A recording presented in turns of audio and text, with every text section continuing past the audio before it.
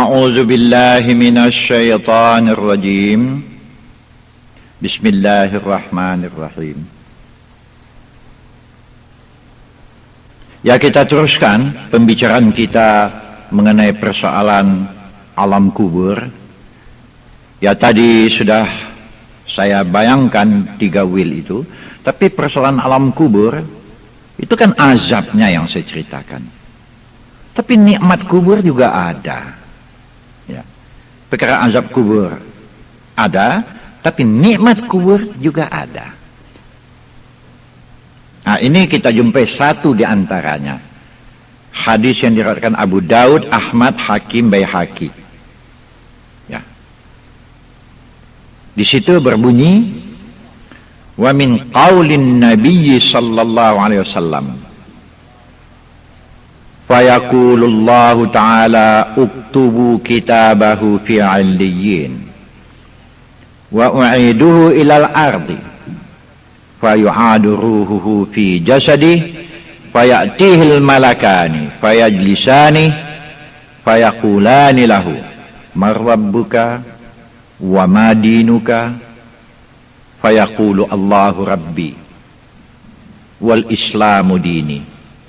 Nah, saya artikan dalam sebagian ini ya, ada lagi hadisnya di bawah. Tatkala manusia itu sudah dimasukkan ke dalam kuburnya, wilnya tidak kita bicarakan lagi. Ya, ini yang kita ceritakan nikmatnya lagi nih. Waktu itu Nabi kan mengatakan, kita uktubu kitabahu fi 'illiyyin, ini hadis qudsi ya, di mana Allah mengatakan catat namanya di dalam satu daftar nama-nama orang baik. Innal abrara lafi na'im, ini di ayat Quran Infitar, bahasanya nama orang mukmin itu dicatat di Illiyyin.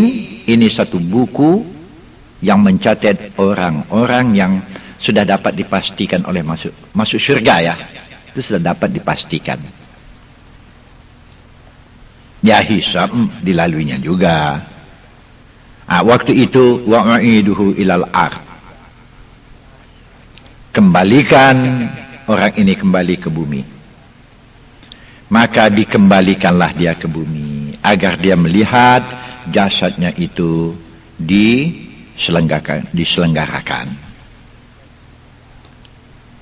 Sesudah dikuburkan, datang 2 malaikat. 2 malaikat yang bertanya, menanyai, di antaranya dikatakan marlabbuka, siapa Tuhan engkau? Di antaranya lagi, apa agama engkau? Ya, kalau orang Islam jawabnya ini mudah, Allahu Rabbi wal Islamu dini. Kemudian dikatakan lagi kepadanya, ma hadzal rajul alladzi bu'isa ilaikum wa fikum, fa yaqulu huwa rasulullah. Kemudian ditanya lagi, siapa ini laki-laki yang diutus terhadap kamu? Maksudnya Nabi Muhammad itu ya. Kalau dia orang mukmin, jawabnya mudah sebetulnya, ya Rasul Allah. Ini tidak bisa dijawab main hafalan. Kalau dihafal apalah payahnya. Anak umur 3 tahun, 4 tahun disuruh menghafal ini bisa. Siapa Tuhan kau? Allah. Apa agama kau? Islam. Siapa Nabi engkau? Muhammad. Kan tak payah. Oh, tidak bisa. Amanu wa amilus salihat. Imannya dapat dibuktikannya dalam kenyataan dengan amal salehnya. Baru ini bisa dijawab. Kalau tidak, tak jalan. Ini nggak bisa main hafalan ya. Kalau ini selesai saja, si mukmin menjawab,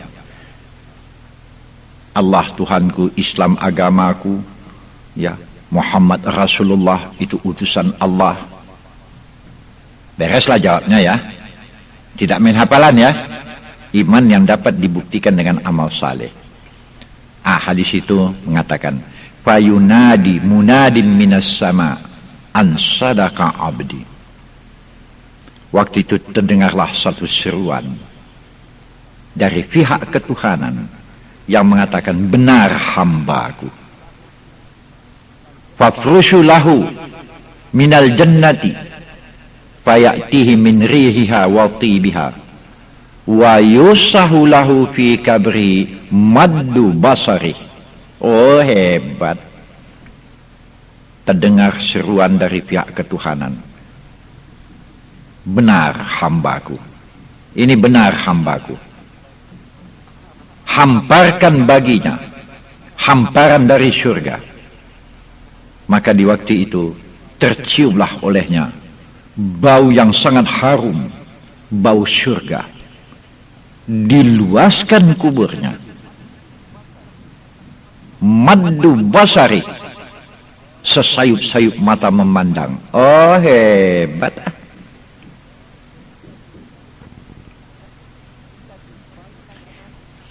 Kita jumpai lagi hadis yang diriwayatkan oleh Tabrani juga. Di antaranya Nabi mengatakan, summa yud'a Mikail ij'al hadhihin nasmatu ma'a anfusil mu'min hatta as'aluka anha yaumal qiyamah. Fayu'maru bikabrihi fayattasi'u lahu tuluhu sab'ina dira'an wa urduhu mislu dzalik. Summa yuftahu lahu babun ilal jannat fayanzuru ila maq'adihi fil jannati bukrata wa ashiyya. Hadis Tabrani ya. Ini kan nikmat kubur. Tatkala selesai saja pertanyaan, oleh Allah diperintahkan kepada Mikail supaya roh orang mukmin ini ditempatkan, dikumpulkan bersama dengan roh orang-orang mukmin yang lain-lainnya di tempat yang terhormat. Bahkan kuburnya itu pun dilapangkan. Sekurang-kurang kubur orang mukmin itu dilapangkan 70 hasta panjang dan lebar. Oh, hebat ini. Dibukakan satu pintu, di mana dari pintu itu dia melihat surga dengan segala keindahannya terus menerus, hingga bau harum surga itu menyelinap ke kuburnya. Tak ada yang dikhawatirkan ya. Coba nanti buka surat Ali Imran ayat 106 ayat 107. Surat Ali Imran ya. Yauma tabyaddu wujuh wa taswaddu wujuh. Fa ammal ladzina aswaddat wujuhuhum akafartum ba'da imanikum fazuqul azaba bima kuntum takfurun. Wa ammal ladzina biyaddat wujuhum fa fi rahmatillah hum fiha khalidun. Ini dapat dilihat di surat Ali Imran ayat 106 ayat 107. Ingat ya, pada satu hari di mana pada hari itu akan kamu lihat ada yang muka putih berseri, tetapi ada yang muka hitam pekat. Yang dimaksud hitam pekat ini bukan hitam-hitam macam keling maksudnya. Yang maksud hitam pekat sini muka yang sayu, muram, mati ketakutan. Itu yang dimaksud dengan muka hitam di sini. Muka putih maksudnya muka yang berseri. Nah, di ayat lagi dikatakan, adapun muka orang-orang yang hitam muram itu, kepada mereka akan dikatakan, tahukah kamu sebabnya maka engkau menderita di sini? Kenapa kamu menjadi manusia engkar padahal sudah mengaku sebagai orang beriman? Ini bukan ditujukan kepada Orang-orang yang tak bersyahadat ini kepada orang bersyahadat ditujukan. Sudah mengaku beriman, sembahyang tidak, puasa tidak, kurang ajarnya bukan main. Inilah dia. Kalau nyata-nyata orang musyrik, sudahlah, tak kita bicarakan lagi. Ini masuk pawailulnya, masuk wil.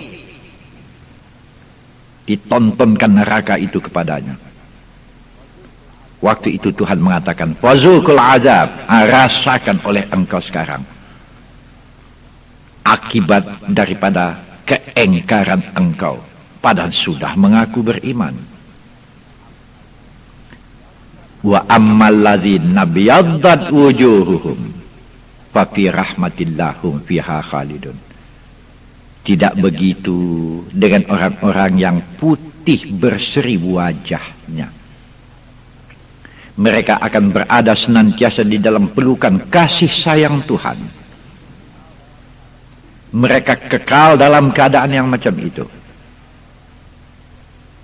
Ya, tadi sudah saya katakan ya. Tentu saja yang dimaksud dengan mereka yang berwajah putih berseri, orang yang taat. Wah, saya di satu tempat ya mendapat pertanyaan yang kira-kira bunyinya, "Ustaz, di manalah manusia di dunia ini yang tidak berdosa?" Ya, kita kecualikanlah nabi-nabi ya. Kalau nabi-nabi itu sudahlah. Wah, ini sudah pernah saya uraikan ya.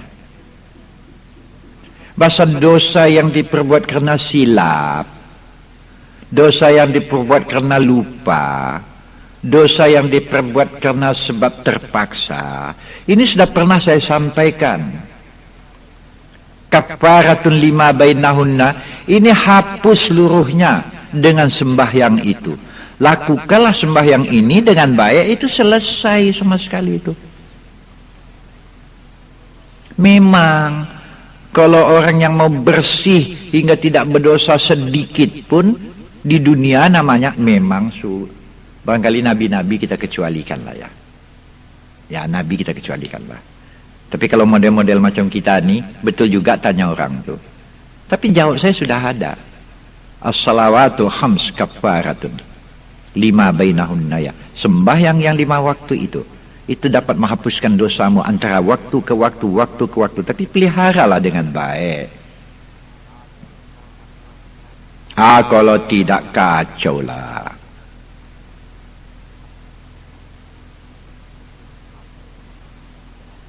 Akan dibangkitkan ya tiap-tiap seseorang itu dari kuburnya.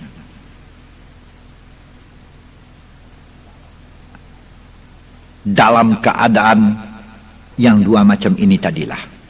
Yang putih, ini nikmat kubur.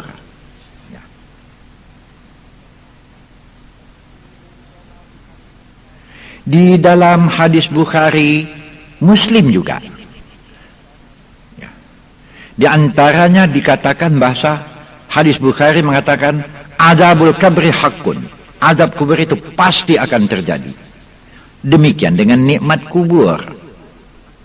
Hadis Bukhari juga dari Abi Hurairah ada mengatakan bahasa Nabi selalu mendoa. Dan doa ini selalu diajarkannya kepada sahabat-sahabat. Allahumma inni a'udzubika min azabil qabri. Oh, ini bagus jadi doa tuan-tuan ini ya. Allahumma inni a'udzubika min azabil qabri. Nabi biasa berdoa macam ini. Wahai Tuhanku, lindungilah aku daripada azab kubur. Ini doa ya. Tapi mendoa saja, kalau tak sembahyang, tak puasa, tak juga jalan. Nah, kemudian hadis yang diriwayatkan oleh Bukhari Muslim. Saya membagi dalil saja sekarang ini. Supaya makin mantap ya, makin kuat tempat tegak itu. Kalau orang yang sudah meyakini ini, mati itu tidak menjadi persoalan lagi buat dia. Aman ya. Inna ahadukum Inna ahadakum iza mata urida alaihi maq'adahu bil ghadati wal asyi in kana min ahlil jannah famin ahlil jannah wa in kana min ahlin nar famin ahlin nar yuqalu hadza maq'aduka hatta yab'atsakallah ilaihi yaumal qiyamah. Ini hadis yang diriwayatkan oleh Bukhari Muslim. Ini punya sandaran ke dalam Al-Quran ini. Surat Al-Mu'min ayat yang ke-46, lihatlah. Ya. Orang yang jahat ini, an-naru yu'raduna 'alaiha ghudawan wa 'ashiyya. Itu surat Mu'min. Oh, saya artikan hadis tadi dulu ya. Hadis yang saya bacakan tadi artinya begini. Sesungguhnya seseorang daripada kamu jika mati ditontonkan kepadanya, ditunjukkan kepadanya tempat tinggalnya pagi dan petang. Jika adalah dia daripada ahli surga, maka akan ditontonkan dan ditunjukkan kepadanya surga itu. Disitulah dia akan tinggal. Kalau dia daripada ahli neraka, ini orang ingkar tadi nih ya, akan ditunjukkan kepadanya neraka, akan dikatakan kepadanya, lihatlah, itulah nanti tempat tinggal engkau, hingga engkau nanti dibangkitkan pada hari kiamat. Itu orang ingkar ya. Dikuatkan oleh surat Al-Mu'min. An-naru yu'raduna 'alaiha ghuduwan wa 'ashiyya. Neraka itu akan ditontonkan, akan ditunjukkan kepada orang-orang yang engkar-engkar itu. Pagi dan petang, terus menerus. Wah, ini siksa kubur. Nikmat kubur ada juga. Ya, dengan demikian ya, azab kubur ada. Siksa kubur. Nikmat kubur juga ada. Ya, neraka tentu belumlah lagi. Neraka adanya sesudah hisab nanti. Tadi sudah saya bayangkan ya, malaikat memukul dia dengan martil besi. Apa itu saja? Oh, ada lagi hadis nih. Tengok riwayat Bukhari Muslim ya, mengenai azab kubur juga nih. Inna ahlal kubur yu'azzabuna fi kuburihim azaban tasma'uhumul bahaim. Sesungguhnya ahli kubur itu, orang engkar, disiksa dalam kuburnya hingga didengar jeritnya oleh apa yang dikelilingnya, termasuk binatang-binatang. Ada lagi hadis yang diriwayatkan oleh Imam Ahmad, Imam Abu Ya'la, yusallatu 'alal kafir fi kabrihi tis'atun wa tis'una tinninan taldaruhu hatta taqumas sa'ah. Dilepaskan ke kubur si kafir itu ular-ular berbisa, membelit dan mematuk dia sampai hari kiamat. Wah, rame kita nih. Ya, beberapa banyak alasan sudah saya sampaikan. Hadis ada, Quran ada. Jelas ya, celaka yang akan dijumpai di dalam kubur. Itu terjadi bagi mereka yang tidak memperdulikan apa yang datang dari Allah. Terutama sekali salat. Karena itulah maka Nabi Muhammad sallallahu alaihi wasallam jika dia mengantarkan jenazah kaum muslimin ke kubur, sahabat-sahabat juga melakukan sebagai itu. Apabila jenazah itu sudah dikuburkan, Nabi mengajak sahabat-sahabat berdiri di keliling kubur itu, mendoa agar yang mati ini mendapat keampunan. Ya, mudah-mudahan saja semua kita dapat memahami ini. Berhati-hatilah, bersiap dengan amal-amal saleh, Agar sampai beruntun macam itu kan parah itu. Kalau kita sudah bersiap, jelas sekali riwayat Baihaqi ada, Ibnu Abid Dunya ada, riwayat Ibnu Majah ada, di antaranya dikatakan al-qabru hufratun min hufari jahannam au raudatun min riyadil jannah. Kubur memang kalau kita lihat, kita melihat serupa saja, tapi bagi orang yang dimasukkan ke dalamnya itu lain-lain itu. Ada yang macam lubang neraka, belum masuk neraka, azab itu. Tapi ada juga kubur orang itu merupakan satu taman daripada taman surga. Hebat ya? Innamal kabru raudatun min riyadil jannah au hufratun min hufarin nar.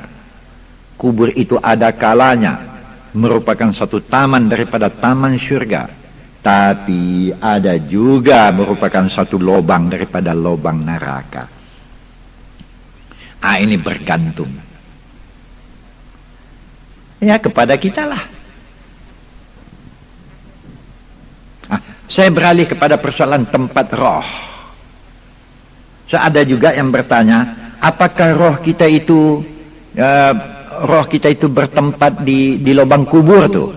Di situ kita ditempatkan? Oh tidak, itu menengok orangnya juga itu. Ya.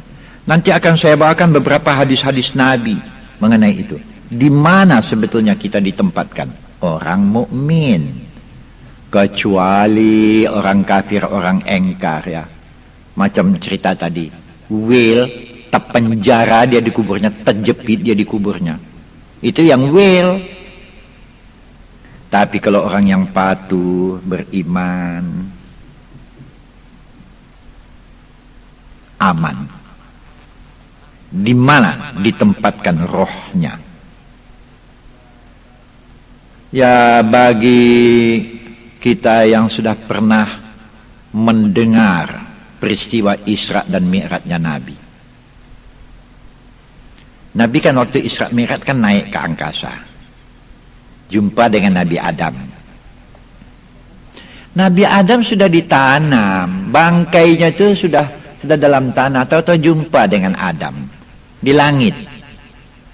Jadi kan bukan di kuburnya kan, bangkainya dikubur, tapi dia tidak di situ.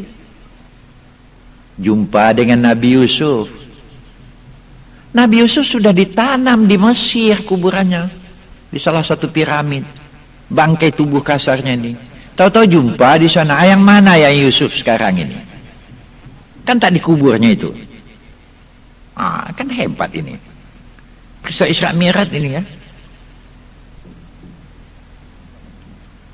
Sama siapa jumpa lagi? Nabi Musa.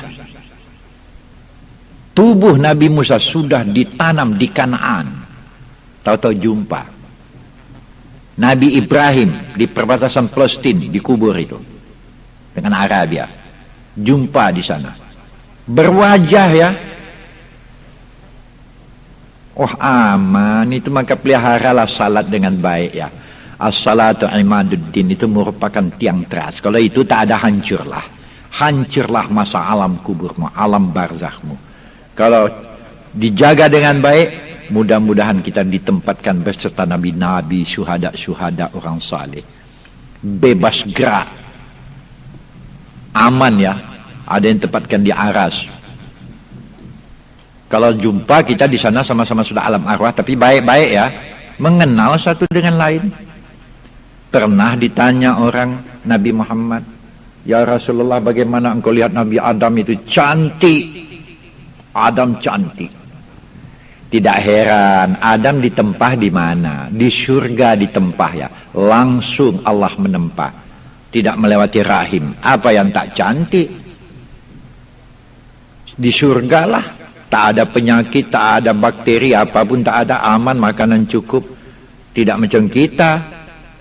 Dicetak di tempat nyamuk banyak, nyamuk malaria banyak.